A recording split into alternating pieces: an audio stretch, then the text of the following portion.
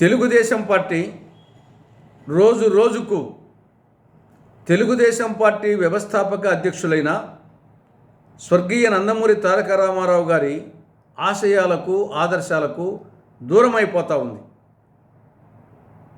దానికి అనేక ఉదాహరణలు ఉన్నాయి. ఎన్టీ రామారావు గారు పార్టీని ఎందుకు స్థాపించారు? తెలుగువారి ఆత్మగౌరవ పరిరక్షణ కోసం, తెలుగు భాష కోసం, తెలుగు జాతి కోసం ఆయన రాజకీయ పార్టీ పెట్టారు. ఆ పార్టీ పేరు కూడా తెలుగుదేశం అని పెట్టాడు. దాన్ని బట్టే తెలుస్తూ ఉంది తెలుగు భాషకు, తెలుగు జాతికి ఆయన ఎంత ప్రాముఖ్యత ఇచ్చింది. అటువంటిది ప్రస్తుతం తెలుగుదేశం పాలనలో రాష్ట్రంలో పాఠశాల విద్యలో తెలుగు మాధ్యమం లేదు.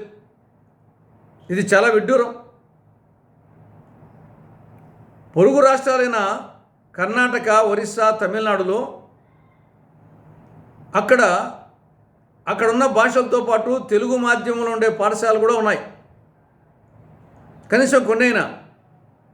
కానీ తొలి భాషా ప్రయుక్త రాష్ట్రంగా ఏర్పడినటువంటి ఆంధ్రప్రదేశ్లో తెలుగుదేశం అనే పేరు పెట్టుకున్నటువంటి తెలుగుదేశం పార్టీ పాలనలో పాఠశాల విద్యలో తెలుగు మాధ్యమం రద్దు చేయడం జరిగింది.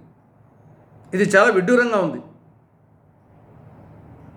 ఎన్టీ రామారావు గారు తెలుగు మాధ్యమంలో చదివిన వాళ్లకు వెయిటేజ్ మార్కులు ఇచ్చాడు ఉద్యోగాల్లో, ఉన్న చదువుల్లో. అలాంటిది ఇక్కడ తెలుగు మాధ్యమాన్ని చంద్రబాబు ప్రభుత్వము, తెలుగుదేశం ప్రభుత్వము రద్దు చేయడం జరిగింది. గత జగన్ ప్రభుత్వం పాఠశాల విద్యలో ఈ యొక్క తెలుగు మాధ్యమం రద్దు చేస్తూ జీవో 85 జారీ చేసింది. ఆనాడు అందరం వ్యతిరేకించాం. మేము అధికారంలోకి వస్తే ఈ జీవో 85 రద్దు చేస్తాం, పాఠశాల విద్యలో తెలుగు మాధ్యమాన్ని పునరుద్ధరిస్తామని చెప్పేసి చంద్రబాబు నాయుడు గారు, తెలుగుదేశం పార్టీ నాయకులు చెప్పడం జరిగింది. అధికారంలోకి వచ్చి సంవత్సరం కావస్తా ఉంది, కానీ ఏమాత్రం మార్పు లేదు. జీవో 85 కొనసాగుతూనే ఉంది, పాఠశాల విద్యలో తెలుగు మాధ్యమం లేదు. ఇది ఒక ప్రధానమైనటువంటి ఎగ్జాంపుల్. అంటే ఎన్టీఆర్ ఆశయాలకు తెలుగుదేశం పార్టీ దూరం అవుతుందని చెప్పేదానికి. రెండవది వైద్య విద్య. ఎన్టీ రామారావు గారు ఆనాడే వ్యతిరేకించారు వైద్య విద్యలో క్యాపిటేషన్ ఫీజును, డొనేషన్స్ను. క్యాపిటేషన్ ఫీజుతో చదివినటువంటి ఒక విద్యార్థి డాక్టర్ అయితే అతను ఆపరేషన్ చేస్తే ఆ పేషెంట్ ఏం కావాలి, గల్లంతు కాడా అని రామారావు గారు వచ్చేసి ఆనాడు చెప్పడం జరిగింది. కానీ ప్రస్తుతం తెలుగుదేశం పాలనలో, చంద్రబాబు పాలనలో మొత్తం వైద్య విద్యను ప్రైవేట్ పరం చేస్తున్నారు. అన్ని గవర్నమెంట్ మెడికల్ కాలేజ్ను ప్రైవేట్ పరం చేయాలని నిర్ణయం తీసుకున్నారు. పులివెందుల, మదనపల్లి, ఆదోని, పెనుగొండ, మార్కాపురం ఇలా అనేక కాలేజీలను, గవర్నమెంట్ కాలేజీలను ప్రైవేట్ పరం చేయాలని నిర్ణయం తీసుకోవడం జరిగింది. పర్యవసానంగా ఆ మెడికల్ కళాశాలలకు ఎంబీబీఎస్ సీట్లు కేటాయిస్తున్నా కానీ నేషనల్ మెడికల్ కమిషన్ మాకు వద్దంటున్నారు. ఆ ప్రైవేట్ పరం చేసినంత వరకు వద్దంటున్నారు. ఈ యొక్క వైద్య విద్య ప్రైవేట్ పరం అయితే వాళ్ళు సీట్లు అమ్ముకుంటారు. పేద విద్యార్థులు వైద్య విద్యకు దూరం అవుతారు. ప్రతిభకు పాడే కట్టడం జరుగుతుంది. కాబట్టి ఇది ఖచ్చితంగా ఎన్టీఆర్ ఆశయాలకు దూరం కావడమే. మూడవది సాగునీటి ప్రాజెక్టు. ఎన్టీ రామారావు గారు సాగునీటి ప్రాజెక్టులకు ఎక్కువ ప్రాముఖ్యత ఇచ్చారు. తెలుగు గంగ, గాలేరు నగరి, హంద్రీనివా ఇవన్నీ కూడా ఆయన మానస పత్రికలు.